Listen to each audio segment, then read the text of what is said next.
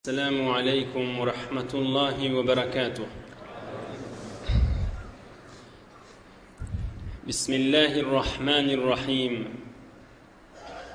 الحمد لله رب العالمين عدد خلقه، رضا نفسه، زنة عرشه، ملء السماوات والأرض وما بينهما، حمدا كثيرا طيبا مباركا. الحمد لله الذي هدانا لهذا وما كنا لنهتدي لولا أن هدانا الله، حمدا يوافي نعمه ويكافي مزيده.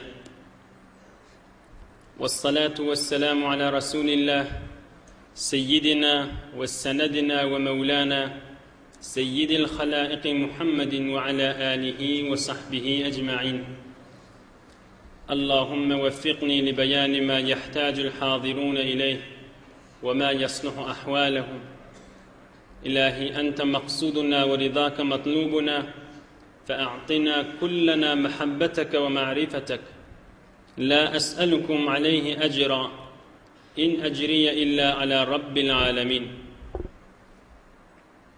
الله تبارك وتعالى هما نذن طاعات عبادت لنذي salih amallarını Huday için din yoluna qadamlanız ve adımlanız geceler qisqada olsa günnüzün uzaklığı bilen yine de vaqt qoyup fursat edip klaslara şirket etmenizi ve tamam duaya hayırlarınızı Allah Teala kabul edip de hemmenize ilgun içeriğiniz, dost yarınız, qawm xişiniz, enatağınız, oğul qıydınız, göreceğiniz qavluq etsin inşallah. İki dünya saadet, af ve afiyet, halal ırzqal, içeriğiniz bilen mehabbet, iman avrede yaşadınız inşallah. 15. parada Suriye Beni İsrail'in ahirki 2 ayeti ve Suriye Kahf hükman eşten tanıdı Ashab-ı Kahf 7 veli diyerler bir ittir diye mahtumul işanna şu 7 velin sureti nağat gönenen oğlullah şolan adına Huday Teala bir sureyi verdir, sureye mübarekeye Kahf. İnşallah Allah Teala'nın köklediğinden Beni İsrail suran ahirki 2 ayetlerine 5 vakt namazın qatı okuyan namazlarına cehriye okuymak, gece turup namaz okuytan yuvaş qatı okuymak ve Suriye Kahf'ın fadaili hasan okuytan biter sevabı kan xud peygamberimizin özü kan teşvik edipdir Suriye Kahf'ı okuymağa. Ve şu Kur'an-ı Kerim Allah Teala aydıptır, şunu size qayyim edip verdim deyiptir. Qayyim diyani birinin üstüne durup hemme adı ohdedar olayan, boynalayana qayyim diyeli. Huday Teala Suriye Kahf'ın evveline de şu Kur'an-ı Kerim'i men qayyim edip verdim deyiptir. Ve biri de vaqt bolsa dünya halalından olmandan tanam innemesizlik ve fırsat bolsa mucmel suratına, qisqa suratına Ashab-ı Kahf'ten qisqacık kurrun edip inşallah uzaqraq kurrunu tefsilatı bilen, cüz'iyatı bilen, almal dersleri bilen inni Kahf'te Ashab-ı Kahf'ın kurrunu Allah Teala'nın köklemeği bilen hizmetine yetirer inşallah. Oku qarican. Euzu billahi mineşşeytanirracim. Bismillahirrahmanirrahim. قل ادعوا الله أو ادعوا الرحمن أيما تدعوا فله الأسماء الحسنى ولا تجهر بصلاتك ولا تخافت بها وابتغ بين ذلك سبيلا وقل الحمد لله الذي لم يتخذ ولدا ولم يكن له شريك في الملك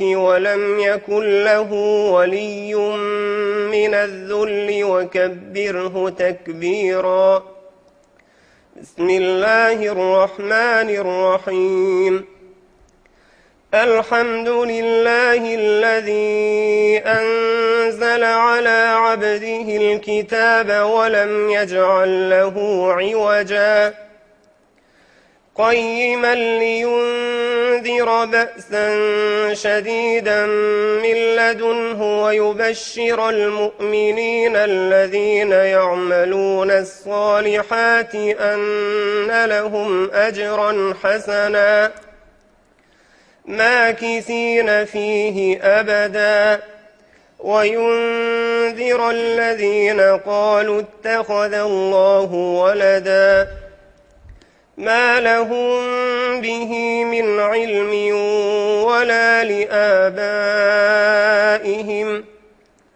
كبرت كلمة تخرج من أفواههم إن يقولون إلا كذبا فلعلك باخع نفسك على آثارهم إن لم يؤمنوا بهذا الحديث أسفا إنا جعلنا ما على الأرض زينة لها لنبلوهم أيهم أحسن عملا وإنا لجاعلون ما عليها صعيدا جرزا أم حسبت أن أصحاب الكهف والرقيم كانوا من آياتنا عجبا إذ أوى الفتية إلى الكهف فقالوا ربنا آتنا من لدنك رحمة وهيئ لنا من أمرنا رشدا فضربنا على آذانهم في الكهف سنين عددا ثم بعثناهم لنعلم أي الحزبين أحصى لما لبثوا أمدا أحسنتم. بسم الله الرحمن الرحيم. Desläpki okulan ayada 110-njy Sure-i Isra Beni İsrail suran 110-njy ayetinde Enemiz Hazreti Ayşe Siddiqa radıyallahu anha Hazreti Ebu Bekir Siddiq'ın qıydı ve Peygamberimizin de zenanası olay diye Peygamberimiz dua edenle ya Allah, ya Rahman, ya Rahim şunu qatay derdi. Kade ta şeyittirip dua etmeyi öğretmeden süreyim şolar qatana atyamıştı Peygamberimiz. Butlar çağırmanı Allah Teala'nı esma husnatı bilen çağırmak için ya Allah, ya Rahman, ya Rahim diyen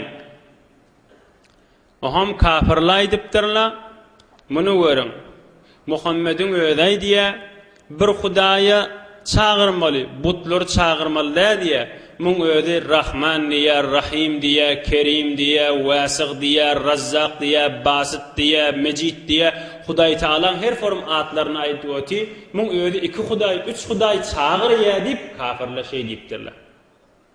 Muhammed'in öğday diye butları ibadet etmeyin deyip ama mun öğde neyse Huday'ı çağır ya Allah, Rahman, Rahim deyip kafirler şey deyiptirler. Şonunla Huday Teala şayani verttir. قل ادعوا الله أو ادعوا الرحمن أيما تدعوا فله الأسماء الحسنى Allah Teala'nın ayetleri, kuvvetleri kan haytına etsanız bolar hiç müşkili yoktur. Ola adı kan özü şu bir Allah Teala'dır da deyiptir. Rahmanni, Rahimdi, Kerimdi, ırzhal gerek bolsa ya Razzaqdi. Şu direk gerek dadını Allah Teala'dan dile vermeli her formatlarını tutup. Bir gün Peygamberimizden şu ayağını soraptırlar. Sure-i Beni İsrail'in 110-njy ayetini. Şu vardı gurrun bolanna Peygamberimiz aydypdyr, "Oy bila ogurlugyň öwüne geçýän zatdyr" diýipdir. Şunu okuyup yatan adamın öýünden azyl ogry zat alyp gitip bilmez diýipdir. Peygamberimiziň özüniň beren nushaty. Hatta sahabalarning biri Yatika öýüne ogry gelipdir. ol sahabada peygamberimizin şagirdlerine sahaba diýätdi. Ol sahaba peygamberimizin olal şayan eşitipdir. Ki meselen ogrudan gorkyan bolsam öýüňde şunu okyp ýatybermeli. Bir gün şu sahabaň öýüne bir ogru gelipdir. Onu muni gerekirrak, bahalrak zatları ýygnaşdyryp gafa gaşyn ograpdyr. Öýüňe ýetse oýamyşdyk, ýöne qyşaryp ýatan bolmaly. Gözläp turan gülküsü tutýan bolmaly. İmany gawy, qat'an kabul etýär. Peýgamberimiz aýdypdyr, şuny okyp ýatsaň ogru öýüňden zat alyp gidip bilmeýär. Muňda alyp gidip bilmejegini imany wa gülküsü tutýan bolmaly, ogruda ony muni alyp turan bolmaly, bir ýatym qadip. Am qafin ağına varandan sonra gidip bilmeýän. Bezahir ogryň gözüniň öňünden qafy ýitýän bolmaly. Näme penjara gaşyn bir barýan bolmaly, diwara gaşyn bir barýan bolmaly, beýlek gaşyn bir barýan bolmaly, qafym qadip, emma qafy däl. Am ahir ýatan ýeriniň gülküsini saklap bilmän gaçanrak gülüpdir. Way men nipdir öýüm dipdir gaýymladym ahym, mene şu aýan okyp ýatdym, sen alyp gidip bilmeýän dipdir. Ene şi hakykat bolan zat peýgamberimiň özüde bir setir yarım asancak okyp ýatsaň öýüň zadyndan gorkup ýörme dipdir. Elbette goft peýgamber bi awaze buland ba tevekkül zanuye uştur beben. Hem tevekkül etmeli, Hudaýa tapşyrmaly, elinden gelen gulp zadyny ony munna baglaşdyrmak da bizim wezifämizdir. Ýöne munna okyp ýatsaň Allah Taala sebep eder. Kan şaýatdy galawaňda kök gelen bolsun. Şo meselen akşam peýgamberimiz mübarek sözlerden ya ayet-i kerimeden okyp ýatsaň zadyn saklanýanmyş dip okyp da galawaňyzda hükmen kök gelenler. Ne kadar hanybadalarda meselen gije 2-de 3-de turup bir çağazy eziýet berip, çağazy ağlap ýatmany, hey ýatyrjak bolýar, ýatmaýa, ne kadar haşyjyrykly kök gelýär. Meselen şo wagt görýärmen haýadynyň ogry gelipdir. Faga şu çağaň turmaklygy sebep ki meselen öýüňeti hatda gal habarly bolsun haýadynyň ogry badygyndan. Hemme şu Allah Taala we peýgamberimiziň buýruklaryna ýerine ýetirensen Hudaý Taala da köklemegi. Ine bir de peýgamberimiziň özüniň bir aýdan nusgasy. 110-njy aýa Beni İsrail surasy. Emma şu aýaň içinde dikkat edin, Allah Taala näme diýipdir? Ve la tejher bi salatika ve la tuhafit biha. Erti namazda, akşam namazda, yatsı namazda, cehriye namazda şöyle alham kulu vallani, alham surani qatı qılyan namaz. Qatı da okuyma, yuvaş da okuyma deyiptir. Ve bitagi beyne zalike sebila. Ne beter qatı olsun, ne beter yuvaş olsun. Peygamberimiz sallallahu aleyhi ve sellem deslap Mekke'de qaqinçılığın içinde kendi dostudu soruya ne dip öýle we ikinin yuwaş okulya. Erti akşam yatsı namazı qatı okulya. Ol deslap İslam gelenne namaz okuymaga kafirler ıza eziyet bilen bir üýüşmege üýüş namaz okuymaga goýmaýarmyşdyklar. Aham yuwaş şahsdan içinden okuyup Allah Taala'nın da buýrugy şo bolupdyr. Yuwaş okuymal okuyup duqala kafirler aňlamady ýany bilmedi ýaly. Aham yuwaş şahsdan okuyup da namazı tamam etýärmişdikler. Sonra elhamdülillah din aziz bolup da tamam alam jahana ýaýrandan sonra şu öňkü ýagdaý galsyn dip şo galşyna galypdyr. Emma erti namazda, akşam namazda, yatsı namazda, erti namazda ola ýatyla. Akşam yatsynda şamy meşgul bolup o tüýüsli azaga elleri ýetmeýärmişdi. Onun için erti namaz, akşam yatsyny qatı okuyýarmışdyklar. Hudaý Taala'nın buýrugy sünnet bilen peýgamber zamanyndan täze zamanaçyly şeýtik gelişi dünýä boýunça musulmanlaryň arasynda. Aham indi buýrun şol namazda, erti namazda, akşam yatsyda qatı okuýanda kafirli eşitip gelip muzaham bolýarmışdyklar. Munna da yuwaş okuysa, onda sahabalar asl Qur'an eşitjekkä. Hudaý Taala beter qata okuyma, onu eşitmeseler. Beter yuwaş da okuyma, sahabalar birimi eşitip qalsyn diýipdir. Emma şu aýaň tefsirini başga bir rivayetde getiripdir ulamalar. Bir gije turup namaz okuýarlar hakynda. Ya özümiz meselen arada aýlaryna selaletde turup 2 rekat namaz okuýar, şonna. Şon nefilli okuýar, ya tahajjud okuýar. Qat okuymalmy, yuwaş okuymalmy? Şoň iň gowsy ne qaty ne yuwaş okuymak öýümizde. elbette içimizden okuyasa, hemen içimizden okuyar. Gece turup namaz okulanına, mesela Ramazan ayda. Şon qowsi ne katı ne yuvaş. Yuvaşastan ödün şu içeriğin işleryanca okuymak beter qowl. Näme? Hazreti Ömer Faruk radıyallahu anh gece turup namaz okuyanı heyvere katı okuyamıştı. Hazreti Ebu Bekir Sıddık radıyallahu anh'a beter içinden okuyamıştı. Yuvaşastan öde işleryanca. Aham burun Hazreti Ömer Faruk radıyallahu anh Hazreti Ebu Bekir Sıddık'a ayttir. Nämeden giyjan namazını hewr içinden okuyan birime sesin kaldır. Ana deyipdir.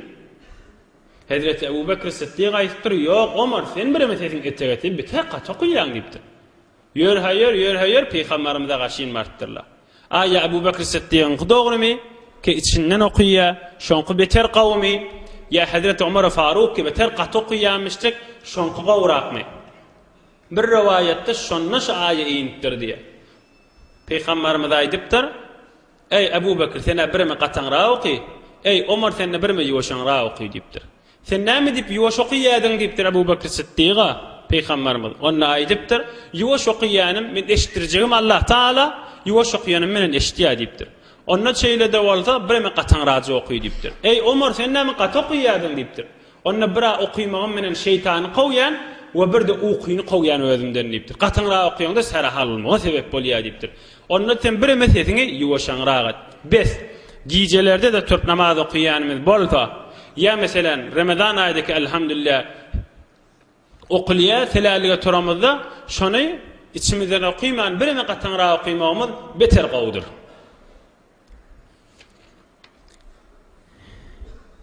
Emma inniki tefsiri aydırılacak Sure-i Kahf 7 veli suresi 7 tane 6-7 tane cevan olan inşallah inni keyfte mufassalen gurruna gelir naqat gününün bila peygamber de Hazreti Yusuf'a peygamber diyelim deyadiz peygamber qaqas peygamber bila bir yöne Mesih'in arasında yaşap veren 6-7 tane cevan olanmıştıklar. Şon fitne zaman darganak zaman dövrük taşı tamam bir Huday Taala'nın yokuş görecek zadına mubtala bolarlarına yeni özlerini saklansanlar Allah Taala şılan atlarına ta kıyametçilik bir sureyi verdir.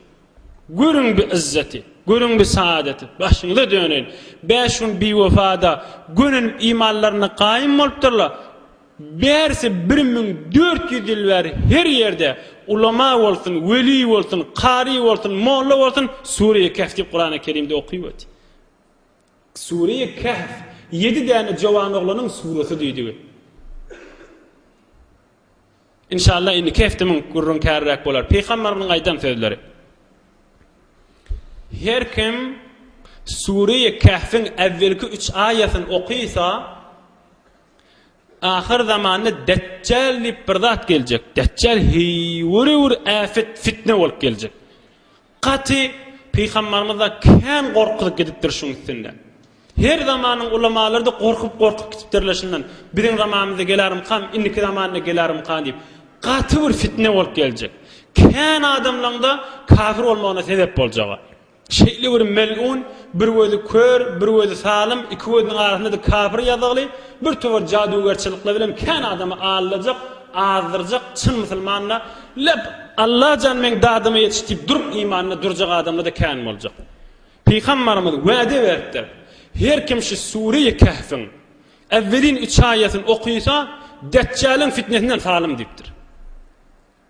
Ama bir rivayette evvelin 10 ayetini yad tutsa deyiptir. 10 ayette bir yarım sefede olana. Bir şu rivayeti tutayın ki 3 ayet diyemiştik. Bir teberrüken ne olsa 3 ayetini yad tutun başında da öyle. Fakat teberrüken ne olsa. Hi olman umrumuzda bir okuyup kalın.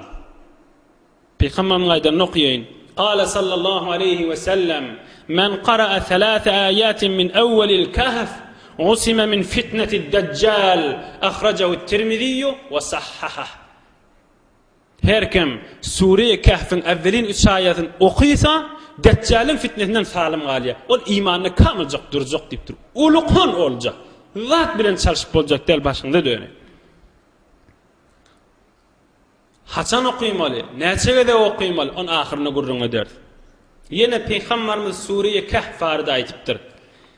Her kim Sure-i Kehf'in şodur şunu okuysa, şodur şi yarım para golayba. Hemmesini okuysa, şoň duran ýerinden, meselen şad okuysan, tem Mekke variýança, Mekke'ye Mukarreme variýança arasy nurdan dolulypdyr. O nuruny inşallah kıyamatda gözü bilen görer diýipdir. Her kim Sure-i Kehf okuysa, şo duran ýerinden tem Mekke variýança ikisiniň arasy nurdan dolulypdyr. Emma Hazreti Ömer aýdypdyr. Men öz kulağım menen Peygamberimizden eşitdim. Peygamberimiz aýtdy: "Men qara'a suratal Kehf fi yawmil Cum'a." Her kim Cum'a güni Sure-i Kehf okuysa, şoň ayagynyň eteginden te göňe barýança nurdan dolu diýipdir. 5. Okulmaly wagty Cum'a giýje. Meselen öten akşam bolýar. Perşembe gün akşam gün yaşanan meylek te Cum'a namaz okylýança. Renanly da bolsa şeýle, erki adam da bolsa şeýle. Gaty, sogaply, gaty derejeli şunun özünde qariýa okudyp, time tutup dagyga tutdyk. Näçe dagygada tamam bolýarly. Çalatymra okuýanna 10 dagygada gaýgysyz tamam bolýar. Bar jaýly okuysan, Qur'an-ı Kerim'i ken ökdedämişdik. Hawlyk manzy okuysan, 15 dagyga gaýgysyz tamam bolýar. Bir 15 dagygada dünýäň şodurşyny berip alyp bolmajak nygmat Allah Taala'n kelamy gününi paýrlanmak diýelim. Hem duran ýerinden Mekke barýança bu et ayaň eteginden te göňe barýança nurdan doly, on kıyamatda ýalhylaryny görärsiňiz diýipdir Peygamberimiz sallallahu aleyhi we sellem.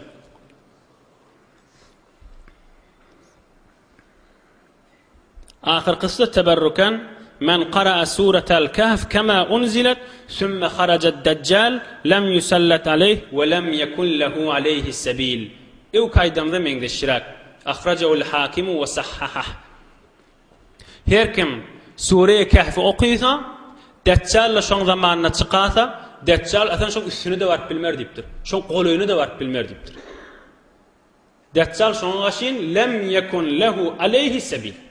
Deccal şoňa şin atan ýoly ýok diýipdir. Barıp bilmeýär şoň ýanynda diýipdir. Olakan olja Hudaý Taala bize silap beren suralarynyň musulman dogallar. Cum'a gün Gäde Cum'a giýje. Cum'a günne bolsa Cum'a namazyny öňçe okuymalydyr ulamalar. Desapqa ayati. Elhamdülillahi'llezî enzele ala abdihi'l kitâbe ve lem yec'al lehu iwaca. Müslüman dogallar. Allah Taala mübarek suran muqaddemesini edip aýtýan görsenen kudret kelamy.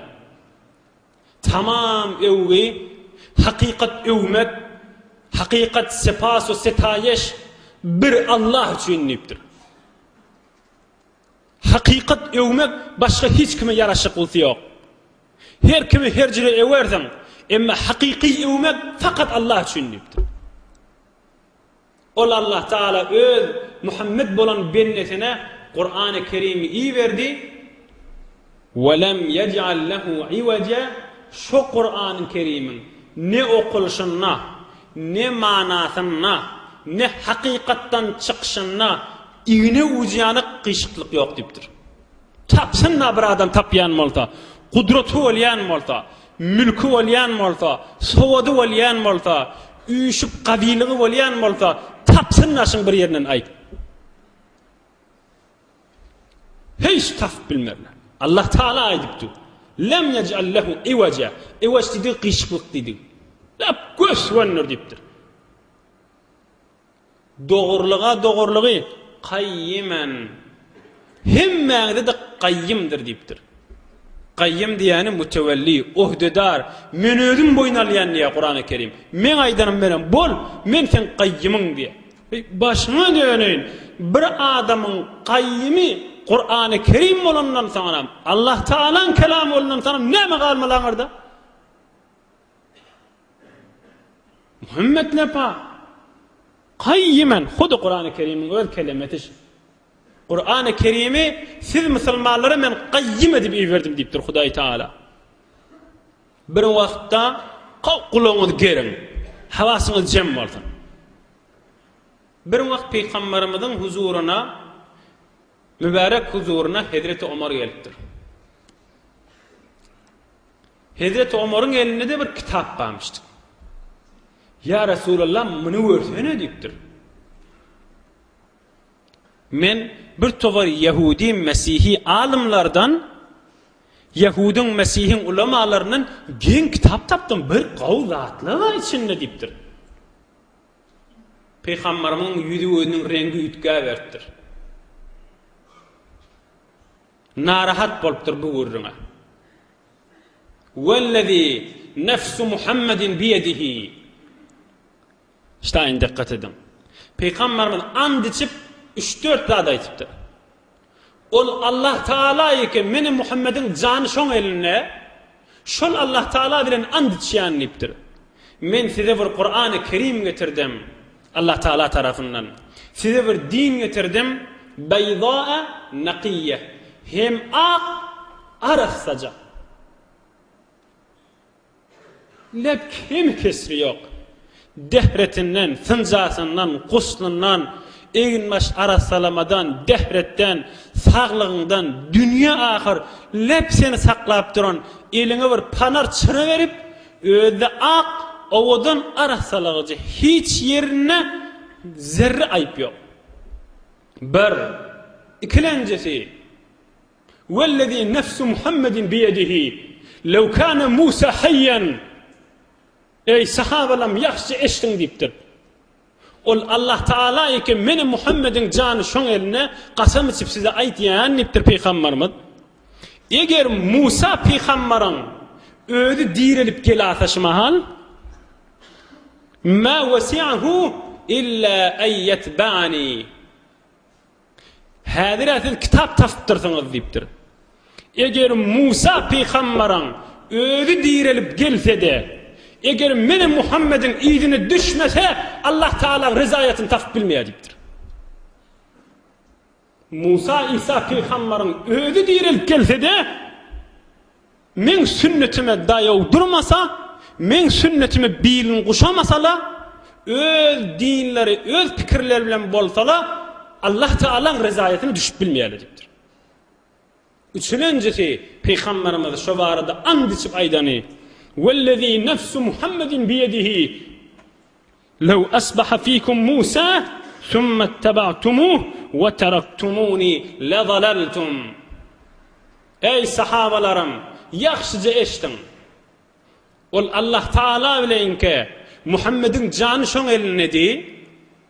Eger Musa Peygamberin öz dirilip gelse, oho Musa Peygamber gelipdir deyipdi. Meni ep beripdi, oň ýydyna düşseňiz, adaşşaňyzda asıl şeke düşüp bermäň deyipdir. Musa Peygamberin öýdi gelipdir deyipdi, ýydyna düşseňiz adyýaňyz deyipdir. Dogrudur. Hemme Peygamberliň çagyrýany bir zat. Hemmesi Allah Teala ibadet edip, dini gaýym durup, kıyamada iman getirmek, feriştelere iman getirmek bu usulla imani zatda bir.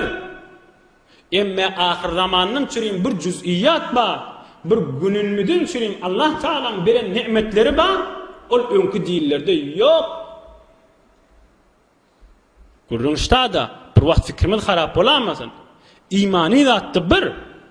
Siz kafir olursanız diyenek Musa Peygamber'in yine düşseniz Allah Teala'nın rızayetini tapmayalım. Ak yoldan çıkýaňyz. 5. Musa Peygamberin özü şeýle bolmaly bolandan soňra bir kitap näme dipdir? Aýyr kitap elinden dipdir. Kur'an-ı Kerimde hemme zat bar. Allah Teala'nın radyçylygyny tapjak bolýan bolsaňyz başyň içinde dipdir. Ine Kur'an-ı Kerimde bismillah. وَلَمْ يَجْعَلْ لَهُ عِوَجًا. Hiç bir qiyşyklyk ýok.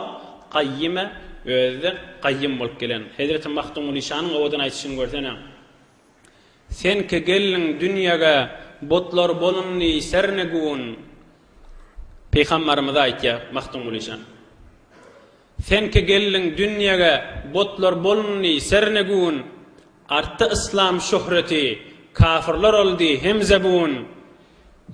Hem Ebu Bekr, Ömer Osman Haydar Rahnamun bollu kafir zıt sana ismi kurbun mu'minun iki dünya bollu hoşnut rahmatın görgüç Resul ey Resul-i Ekrem sen rahmatın gören iki dünya gönenni idi yine bir bölümünü okuyalım hormat ile hak salam veren Safiyullah kebi alemi qarqaylagan Nuh'in Nebiyullah kebi göğünde güne yar olan İsa Ruhullah kebi niçemin peygamber ol Musa Kelimullah kebi qalallal heyranna lewlak halqatın görgüç Resul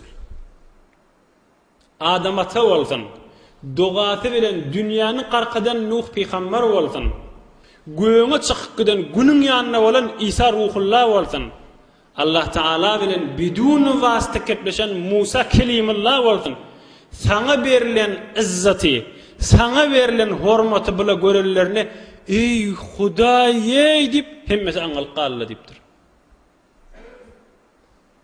şücürek bir ulul azm peygamberler dualar bilen dünyanın arkadan Allah Teala bilen bidun vasıta kepleşen peygamber Musa peygamber atasız dünya gelen İsa peygamber hem adamların atası olan Ebul Beşer Hazreti Adam sana verilen nimetler görellerine heyranına qallı ey Hudaye di qallı diptir barmaklarını dişlek qallı diptir bular gönenlik billerden çüreyim bular lütfü kerem Allah Teala biz Müslümanlar silap elhamdülillahi ala dinil İslam elhamdülillahi adada halqi Bes Kur'an-ı Kerim iyi verdim kafirler korkular yani ve yubeşşirul mu'minînellezîne ya'melûnes-sâlihat enne lehum ecran hasana mâkithîne fîhi ebeda Müslümanlarda bu işleye ey Müslümanlar 5 gün bir vefa beter al şun içinde iman ameli salih dursanız bir ovadan size sevap verecek öde de mâkithîne fîhi ebede ebedi şun içinde durmalı 5 yıl 10 yıl 100 yıl 1000 yıl değerlidir ebed içinde gönülmelidir Emme 7-lenci 8-lenci ayada İnna cealna ma alal ardı zineten laha linebluwahum eyyuhum ahsanu amela ve inna lece'ilun ma aleyha sa'iden curuza Yerin üstündeki zatla bir neçe zarq ve barqla va xudu Kur'an-ı Kerim'in tercümesi aş zarq ve barq avadan öyden bazarın zadından her näme olsun zatla ba bes imtihanlar bilan kim allan yaşana ve kim allanmaya ey insanlar iştiçkin bir vaqt bolacak yerin yüzünde bir ot dağacakka daş dağacakka hemmesi yıkılıp yeksan bolacak kıyametin öw yanına metni Kur'an-ı Kerim ve inna lece'ilun ma aleyha yerin üstündeki zadi saiden curuze tep tekid yere koyacak diptir Hudaý Taala allanmal değerliktir bir vaqtda Tavus diyen bir alim adam geçipdir Ovadan joglan wagtynda yana tasawwur bana Tavus atda qıptırlar. Bu bir takva adammış. İmam Azam Ebu Hanife'den 40 yıl önce dünyadan geçiptir. Belli öyle ilk adam. Bir Tavus'un hacca gidenle Mina'da Muzdelife'de şu taada ayrılıptır yani Tavus.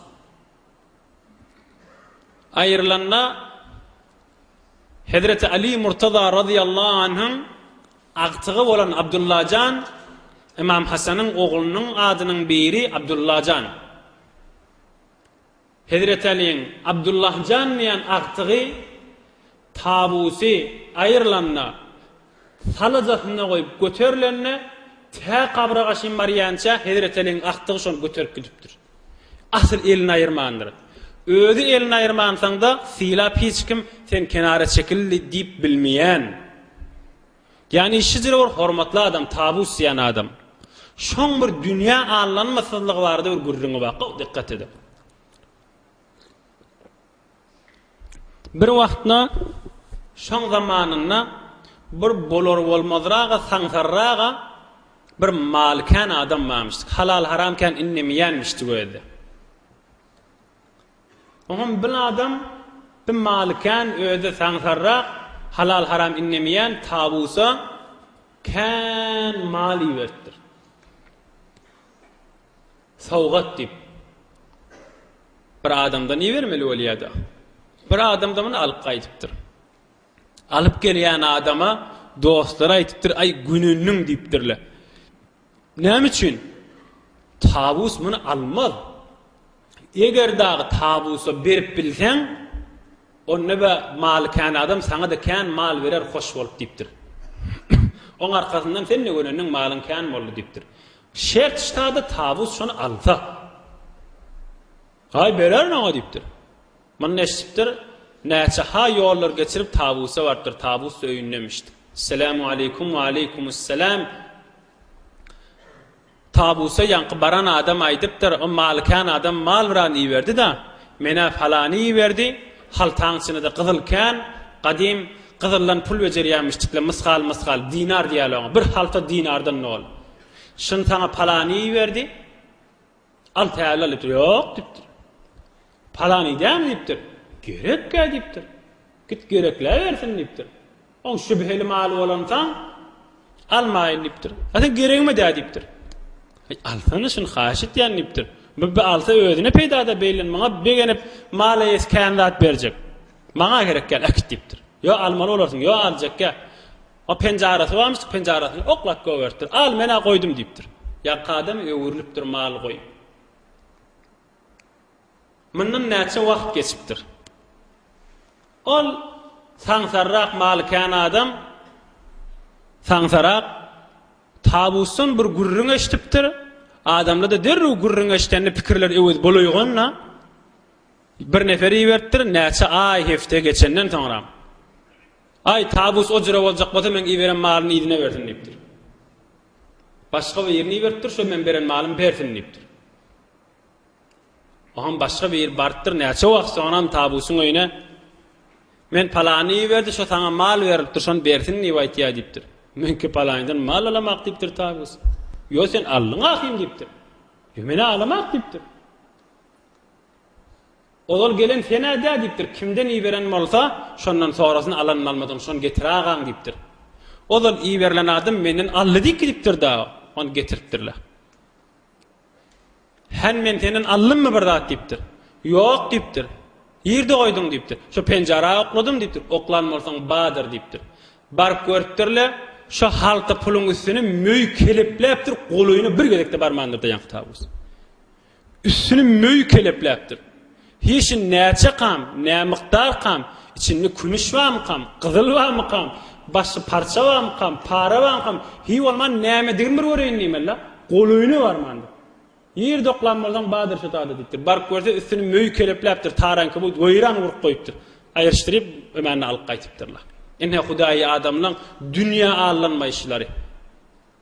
1320 ýyl geçip bar ýaşmal tabusyň aýyrlarna.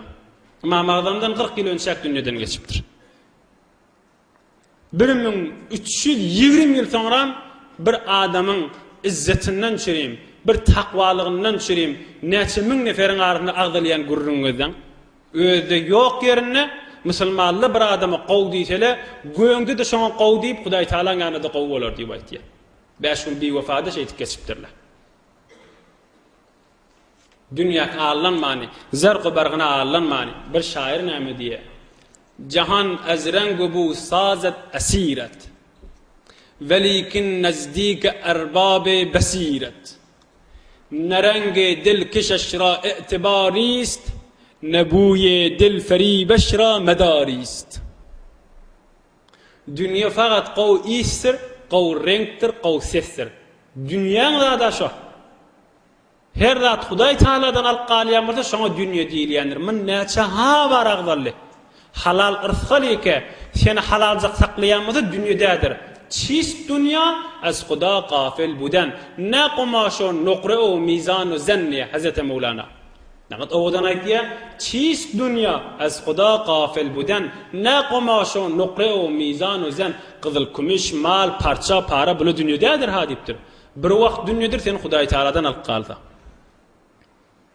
Dünyanın qav iyisine, qav sesine, qav rengine, şuna alıntdağı imanın qalamayı diptirler. Ahirki cemette buna yeni cegedivay değil, on tamam molli.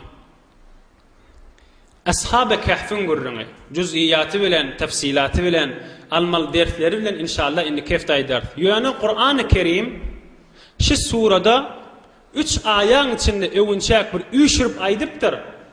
Ve inniki ayalarda da 2 sefhede son uzaklaştırıp açık edip aydıptır. Şoňa göre şehefte biz de üşürüp aydar, inşallah Kur'an-ı Kerim'in özünün alıp barşiyalı, inniki hefte tefsilatına gelir.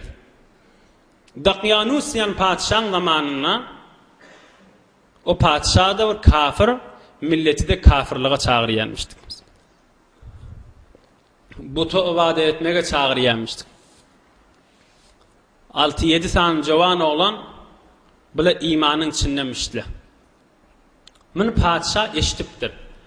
Büyür ondan çıkayan adamlara da azap veriyormuş. 6-7 tane cavan oğlan şu Ashab-ı Kahf'ın oğulları. Ehzariyeyi verttir, gelfille diptir. Bunu tutuyup getiriptirle padişahın yana. Sizden birinci gurrunleştirliye çın mı diptirle? Padişah taraftan sorab. İz qamu. Ayak üstüne kalıp çın diptirle. Rabbuna Rabbus semavati vel ard. Bizim Hudayımız yer göğün eyesi olan alem cahanı halk eden bir Allah Teala diptirler. Hey, yaş olan molyanızda diptir, yankıdık yalnız. Yoksa ştaslı kelleğinizi keserdim diptir.